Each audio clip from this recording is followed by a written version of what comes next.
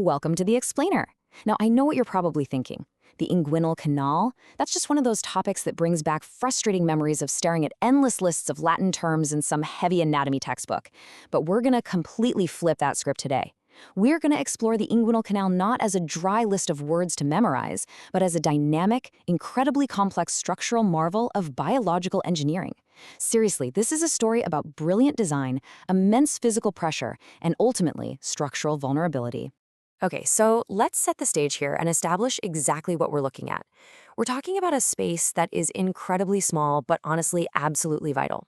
It's an oblique intermuscular passage, right? And it's only about 4 centimeters long. It sits right down there in the lower part of your anterior abdominal wall, so basically the front of your lower belly, just above the inguinal ligament. And it's angled downward, forward, and medially. Just try to picture it as this crucial microscopic tunnel that has to somehow allow vital structures to pass through the abdominal wall without letting your internal organs, well, spill out. And when you really think about it, that is a massive mechanical challenge. So here's our roadmap for today. First, we'll look at the inguinal blueprint. Then we'll go inside the canal. Third, we'll look at defending the abdominal wall. Fourth, we'll map out the inguinal triangle. And finally, number 5, hernias. Basically, what happens when those defenses fail. Let's jump right into part 1, the inguinal blueprint, establishing the boundaries. Before we can really understand how this tunnel actually works, we kind of need to build a 3D model of it in our minds. So let's look at the architectural framework. Like any good tunnel, it needs an entrance and an exit. The entrance door is the deep inguinal ring. This is an oval opening in the transversalis fascia, sitting about 1.25 centimeters above the mid-inguinal point. And the exit door, that's the superficial inguinal ring, which is this triangular gap in the aponeurosis, which is basically just a broad flat sheet of tendon of the external oblique muscle. Our entire 4-centimeter passage runs obliquely right between those two distinct rings. Now, this tunnel doesn't just magically appear. It's constructed layer by layer. The anterior wall, the front, is built primarily by that external oblique tendon. Meanwhile, the posterior wall, the back, is heavily fortified by the transversalis fascia and the conjoint tendon. You've also got a roof, which is formed by these arching muscle fibers, and a floor formed by the grooved upper surface of the inguinal ligament. So when you put it all together, it's really this beautifully interwoven sleeve of tissue. All right, moving on to part 2, inside the canal, the cargo. So we've built the tunnel, but what is so important that it actually needs this dedicated pathway through our abdominal wall in the first place? Well, the primary cargo differs quite a bit between males and females. In males, the canal houses the spermatic cord, which carries structures from the abdomen all the way down to the testis. In females, it houses the round ligament of the uterus. But here's a really fascinating shared detail. Both males and females have a common traveler in there, the ilioinguinal nerve. And here's a fun fact straight from our sources. This nerve doesn't actually use the front door. It doesn't enter through the deep ring. Instead, it actually slips into the canal through a little slit between the external and internal oblique muscles, just to hitch a ride out through the superficial ring. Pretty sneaky, right? Now, if you want a great way to categorize the incredibly dense contents of the male spermatic cord, there is this absolutely satisfying rule of 3s. It is literally nature organizing itself into perfect, memorable triplets. Check this out. The cord contains exactly 3 arteries, the testicular, the cremasteric, and the artery to the ductus deferens. It has exactly 3 nerves, the genital branch, the cremasteric nerve, and sympathetic fibers. It holds 3, well, other things, the ductus deferens itself, the pampiniform venous plexus, and lymphatics. And to top it all off, the whole package is wrapped up tightly in exactly 3 fascial layers, the external, cremasteric, and internal fascias. I mean, how perfect is that for studying? Let's transition to part 3, defending the abdominal wall, mechanisms of integrity. Think about this for a second. You have a literal hole in your abdominal wall, and you generate tremendous intra-abdominal pressure every single time you cough, sneeze, or lift something heavy. So why doesn't everything just push right out? Well, the answer lies in 5 incredibly dynamic security mechanisms. Your body is actively defending the space. First up, we have the flap valve mechanism.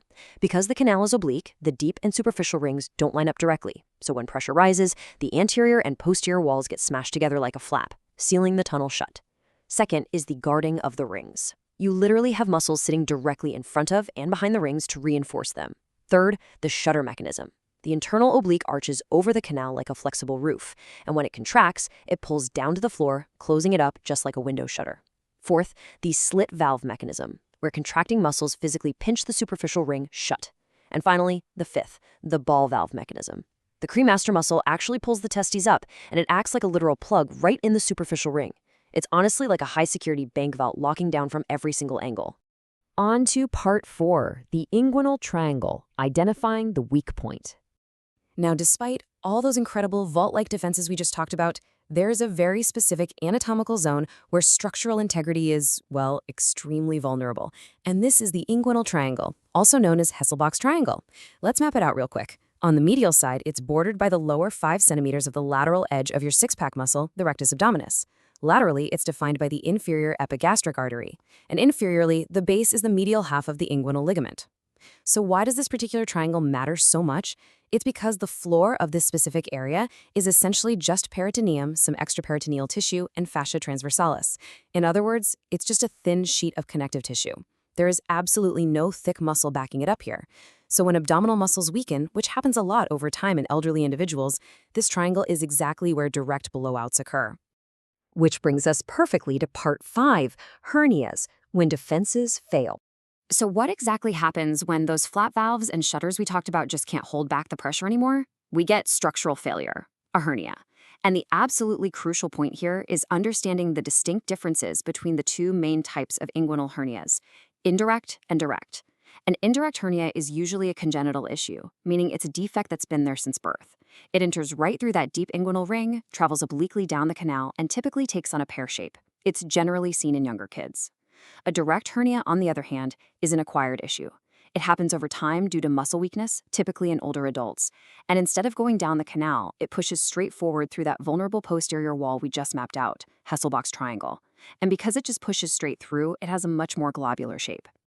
Now, let's tie this all together with the facial layers. Because an indirect hernia enters the deep ring and essentially follows the exact path of the spermatocord, it gets wrapped up in all the exact same facial layers we talked about in our rule of threes, the internal spermatic, cremasteric, and external spermatic fascia.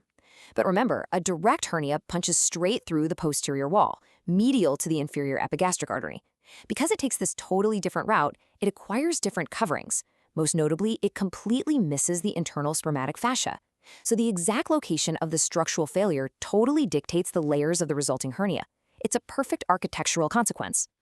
I want to wrap up this explainer with a really fascinating thought derived right from our source text. Did you know that inguinal hernias occur only in humans? Yeah, they literally do not happen in other mammals. And you might be wondering, why? Well, it's actually because of evolutionary changes in the inguinal region due to our erect posture. The very act of standing up on two legs shifted the weight and pressure of our abdominal organs downward, directly challenging the engineering of this tiny 4-centimeter passage. So the next time you think about human evolution, you might want to ponder the physical cost of walking upright.